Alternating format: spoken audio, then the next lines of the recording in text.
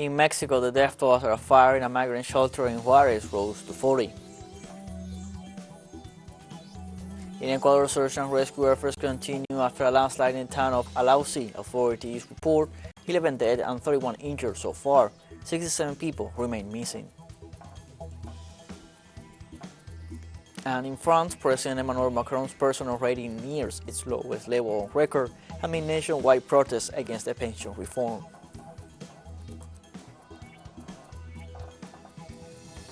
Hello, welcome to From the South. I'm Luis Alberto Matos from the teleSUR studios in Havana, Cuba.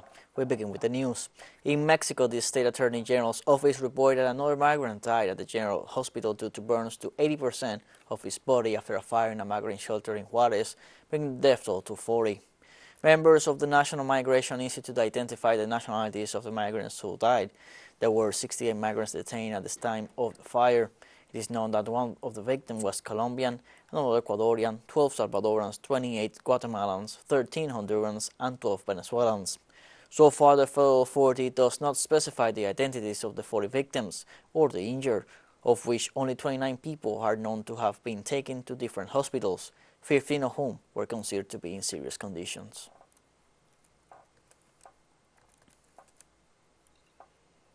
The Inter-American Commission on Human Rights has sent a mission that began a visit to Bolivia this Monday to monitor the human rights situation in that country. The group will tour 4 cities: La Paz, Cochabamba, Santa Cruz, and Sucre, and according to official sources, will meet with authorities of the government of President Luis Arce and will also hold meetings with representatives of the opposition, activists, and civil society groups, as well as sectors of the press. The Commission will also visit the prisons where the former interim president of Bolivia, Jeanine Áñez, and the governor of Santa Cruz, Luis Fernando Camacho, both facing judicial proceedings for the events of the 2019 political crisis, are currently being held.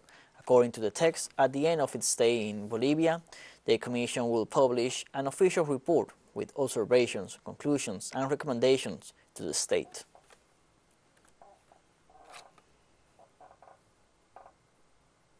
The former vice president of Bolivia, Alvaro Garcia Linera, urged to solve the internal conflicts within the ruling party and urged to preserve with unity what has been conquered in 2 decades of struggle by the popular sectors. In an interview on local TV, Garcia Linera reiterated that the fight within the ruling movement towards socialism is mainly electoral and has advanced too much, generating ruptures. He recalled that a great part of Arce's victory in the 2020 elections was due to Evo's vote. However, he insisted that the current president is the elected president and his administration must be respected as long as it does not deviate from the line. The Marxist sociologists also described as very risky the degree of tension that the party is suffering nowadays and predicted they could lead to losing the elections in 2025.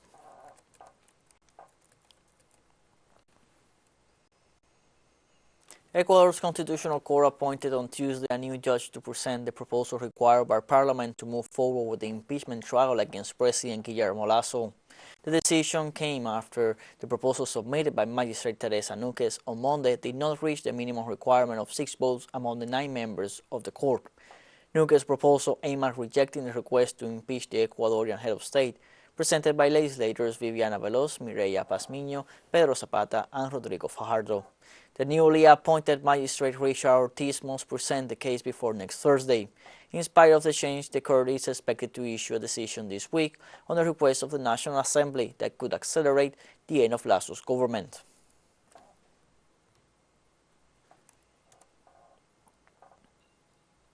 Relatives of victims of the state of emergency in El Salvador marched to Congress to denounce arbitrary arrests, violations of the rights of detainees, and to demand the repeal of the measure. The rally was called by the Movement of Victims of the State of Emergency, MOVIR, and reported by various organizations that make up the Bloc of Popular Resistance and Rebellion. The relatives of the detainees demanded the immediate release of their loved ones, claiming their innocence, while reiterating their rejection of the arbitrary detentions against citizens. On the other hand, government legislators allied to the government of Nayib Bukele affirmed that the state of emergency will be maintained as long as necessary.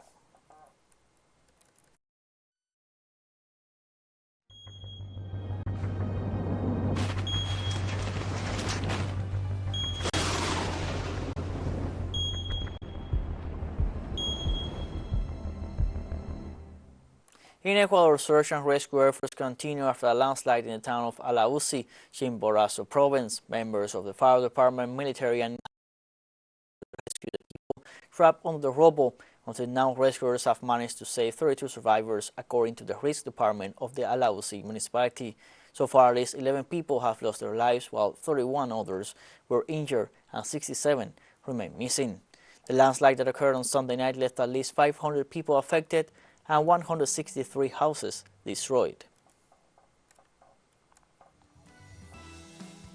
Let's take a short break, but first remember you can follow us on TikTok at teleSUR English, in which you'll be able to see news in different formats, news updates, and much more. Other stories coming up, stay with us.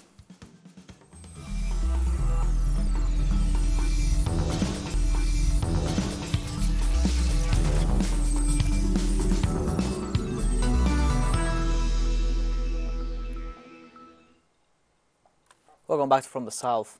In France, a poll showed President Emmanuel Macron's personal rating nears its lowest level on record because of his handling of pension reform and protests. The poll by polling group Odoxa said only 30% of respondents thought he was a good president, a drop of 6 percentage points in a month, while 70% judged him negatively. Macron's popularity is close to the low reached in December 2018 during the anti-government demonstrations by the so-called Yellow Vest, when only 27% had a positive opinion of the president. The poll conducted for the Public Senate channel and regional chapter the regional newspaper showed drops for most of France's political class amid increasingly violent protests against the government's proposal to raise the retirement age from 62 to 64.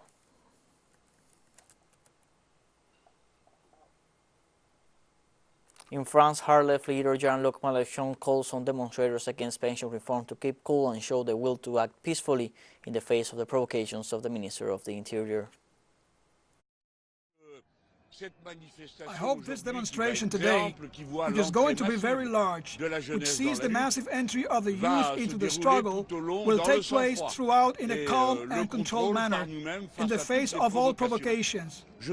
I ask everyone to understand that the Minister of the Interior, who is capable of organizing a trap like the one set up in Saint-Saline, is absolutely capable of all kinds of provocations. It is up to each and every one of us to keep cool and show the will to act peacefully, because violence is the means used by the Minister of the Interior to make the social movement and the movement's own self-control invisible. In the UK, the National Executive Committee banned Jeremy Corbin from standing as a candidate for Labour Party at the next general election. The committee voted 22 to 12 to approve a motion from Sir Keir Starmer to prevent his predecessor from being endorsed over Corbyn comments rejecting the Western military and armament shipments to Ukraine. This means it is now down to Mr. Corbyn to decide whether to run as an independent candidate in the Islington North seat he has represented for the past 40 years. Such a move could cause a distracting challenge for Sir Keir at the next election, with the veteran MPs retaining significant support among constituents. The move would fracture the unity of the Parliamentary Labour Party, where Mr. Corbyn retains the support of those aligned with the Socialist campaign group. Corbyn is well known for his support to the global left, identifying himself as a socialist, as well as his open campaign on behalf of Julian Assange.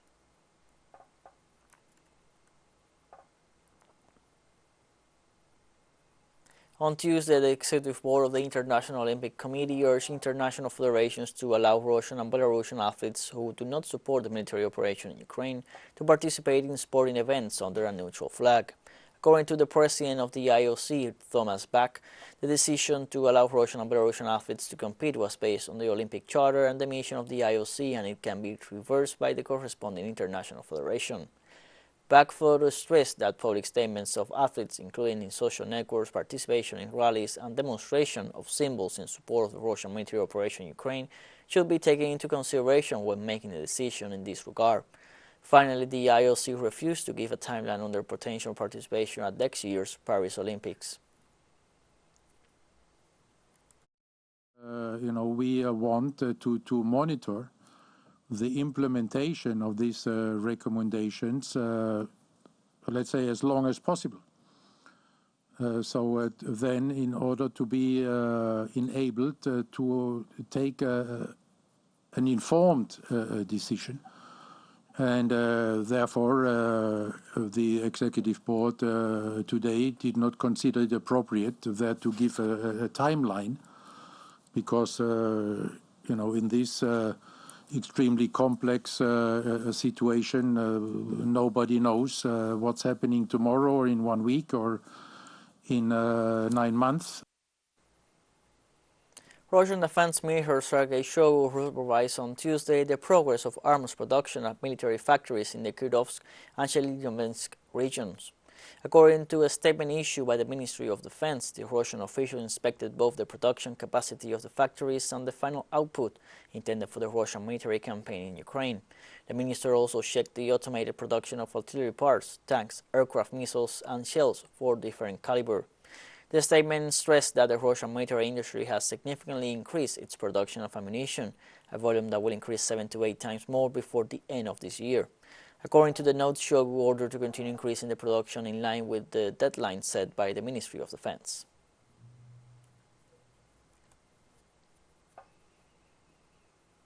Russian Foreign Minister Sergei Lavrov said on Tuesday that the United States must change its behavior for Moscow to resume contacts with Washington over the Strategic Arms Reduction Treaty. In an interview with TASS news agency, Lavrov said the United States should return to the civilized principles of international relations, of those enshrined in the START Treaty and those of the UN Charter. The head of the Russian diplomacy emphasized that the U.S. actions are directly contrary to these principles, carrying out a hybrid war of great magnitude against Russia. The high Russian official assured that Moscow suspended its total participation in the treaty and that the intention to maintain the limits of strategic offensive weapons established in the deal is nothing more than a gesture of goodwill.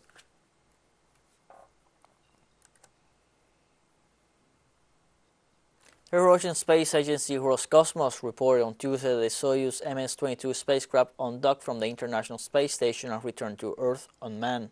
Roscosmos recalled that the Soyuz MS-22 spacecraft suffered a coolant leak last December, so its return to Earth carrying crew members had to be ruled out. The vessel landed at 5:46 p.m. local time in Kazakhstan, as was shown live by a Roscosmos transmission. The spacecraft carried about 218 kilograms of cargo, including the results of scientific experiments and equipment from the station for analysis and reuse, including an experiment on mushroom cultivation and another on the creation of a probiotic drink in space.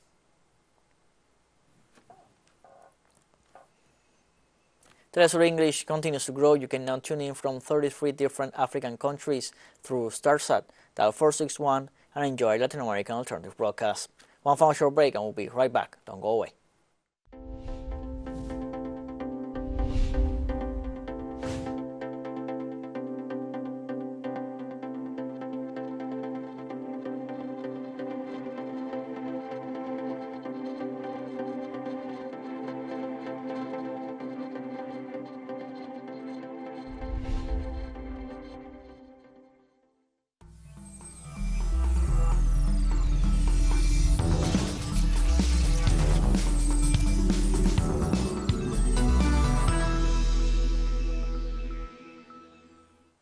Welcome back from the south.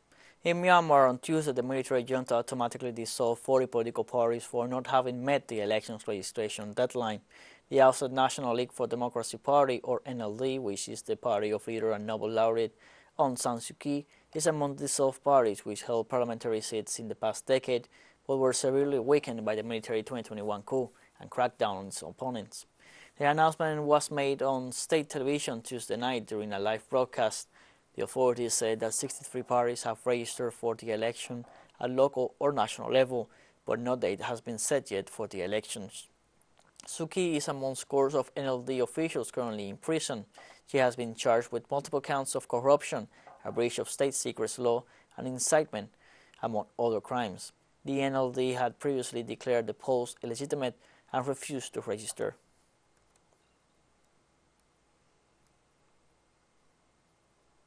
North Korean state-run news agency KCNA informed on Tuesday President Kim Jong-un's decision to increase the production of weapons-grade nuclear materials to improve the country's nuclear capabilities. According to the news agency, the North Korean leader considers the production of that type of weapon as a deterrent and that Pyongyang would not have to use if it is fully prepared. On the other hand, a South Korean presidential spokesman said President Yoon Suk-yeol declared that his country should not provide financial or economic aid to its northern neighbor as long as it possesses and continues to improve its nuclear weapons.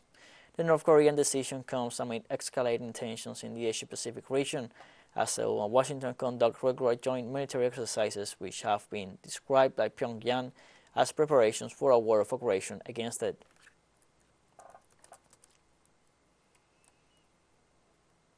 Kenya's President William Ruto described the protests in his country as challenges of democracy. The president's comments were made on Tuesday at the Federal Chancellery in Berlin, one day after demonstrations were marred by violence and looting in Nairobi and the west of the country. What is going on in Kenya is the usual challenges of democracy, where people want to challenge the rule of law. My position as president is that the property, the lives, the businesses of everybody, Kenyans and foreigners, will be protected by the government of Kenya. All those involved in criminal activity, whoever they are, irrespective of what their status is, will be brought to book. It is unthinkable for any government to participate in the destruction of property of citizens. In Syria, everyone is doing their part to contribute to the country's recovery after more than 12 years of war. The story of the workers in a wedding dress workshop run by young fashion designer Abed Baluch from the coastal province of Latakia is an example of this reality. From Damascus, our correspondent, Hisham Wanus, has more. The workshop, established 30 years ago in the city of Latakia by the mother of Abed, guarantees employment to more than 40 people who, in the midst of the economic crisis resulting from the war and the blockade, in addition to earning an income that helps their families to get by, contributes with their work to improving the national economy. Our work contributes to improve the economic situation of the country, because here we help many people to earn income thanks to their experience in manual work. That doesn't exist in many neighboring countries, as well as countries that are involved in this type of production of dresses, and we differ from them in the craftsmanship in all stages from design to final production. This workshop has not stopped working during the long years of war and now continues in the midst of the difficult conditions marked by the blockade. And thanks to this work, we are able to help the families of the employees to overcome the aftermath of the blockade that reaches all aspects of life. Just as the workshop has not stopped producing joyful dresses during the long years of war, it is now doing its job during the current blockade. Western coercive measures have not been able to prevent Abed and his team from continuing to produce a quality handicraft product that has already begun to gain ground in Arab and European markets.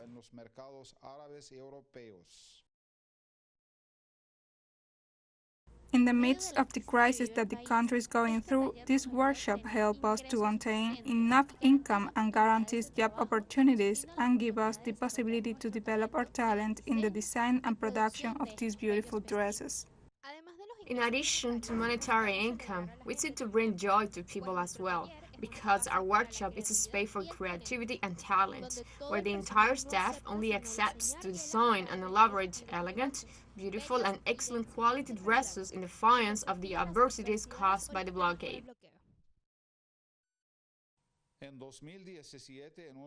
In 2017, in a collective wedding, the partners of 500 soldiers wounded in the war against terrorism wore free wedding dresses offered by Abed's atelier, an action that evidences that the work of fashion designers, as well as any other profession, is no less important than military action to succeed in the battle waged by the entire Syrian people for the recovery of the splendor of their country. Hisham Wannous, teleSUR, Latakia, Syria. We have come to the end of this news brief. Now you can find these and many other stories on our website, telesurenglish.net. Also join us on social medias, Facebook, Twitter, Instagram, Telegram, and TikTok. For teleSUR English, I'm Luis Alberto Matos. Thank you for watching.